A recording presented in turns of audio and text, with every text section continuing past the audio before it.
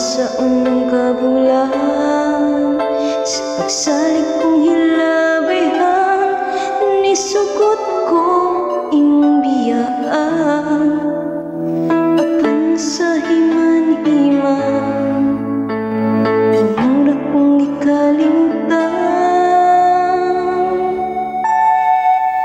Ayok pagsaan kong dili mo matuman para di ka masaliga. Di na nagtatay kisabutan, kung tatuman